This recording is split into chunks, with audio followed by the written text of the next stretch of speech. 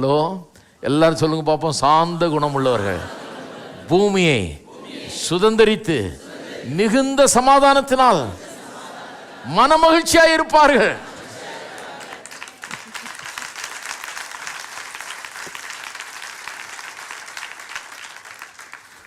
உள்ளம் இப்படிப்பட்ட உள்ளம் ஆயிடுச்சுன்னா வேலை சூப்பராக போகும்.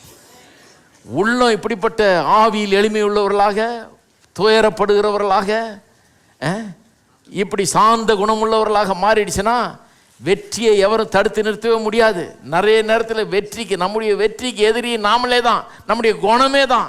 நம்முடைய உள்ள இருக்கிற இந்த குணம் சரியாகாதனால தான் அது. மீட்பில் நடக்கிற ஒரு காரியம் என்ன, ஆண்டவர் நமக்கு உதவுகிறார். இந்த பழைய குணத்தை எல்லாம் போக்கிவிட்டு இந்த புதிய குணத்தை உள்ள கொண்டாடணும். புது மனுஷர்களாக மாற வேண்டும். பூமியை சுதந்தரிக்கிறவர்கள் நீங்கள். என்ன வேணுமோ அதெல்லாம் கிடைக்கும் உங்களுக்கு. எல்லாவற்றிலும் வெற்றி ஜெயம் உங்களுக்கு உண்டு. பூமியை சுதந்தரிக்கிறவர்கள் நீங்கள். எல்லாம் சொல்லுங்க, நான் பூமியை சுதந்தரிக்கிறவன், மனமகிழ்ச்சியாய் வாழ வேண்டியவன்.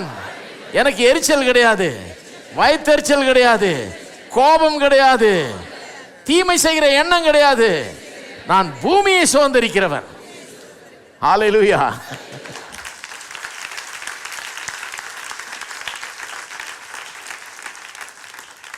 எல்லாரும் எழுந்து நிற்போம் தயவு செய்து. கர்த்தரிடத்தில் விடுங்க அதெல்லாம். மற்றவங்க மேலே இருக்கிற எரிச்சலையும் கோபத்தையும், அவனை என்ன பண்ணுறான் பாரு, நீங்கள் ஒன்றும் பண்ண வேணாம், கர்த்தர் பண்ணுறேன்றார். சீக்கிரத்தில் அவன் ஆளே இருக்க மாட்டான்றார், காணாமல் போயிடுவான்றார். அது நான் பார்த்துக்கிறேன், அவனுக்கு நியாயம் செய்ய வேண்டியது என் பொறுப்பு. நீ பூமியை சுதந்திரிக்கிற வேலையை பாருன்றார். எத்தனை பேர் அதில் இறங்க போகிறீங்க? ஆமென். பவர் நிறைய கொடுத்துருக்காரு கர்த்தர். நாம் சொன்னால் அப்படியே ஆகும், அவ்வளோ பவர்.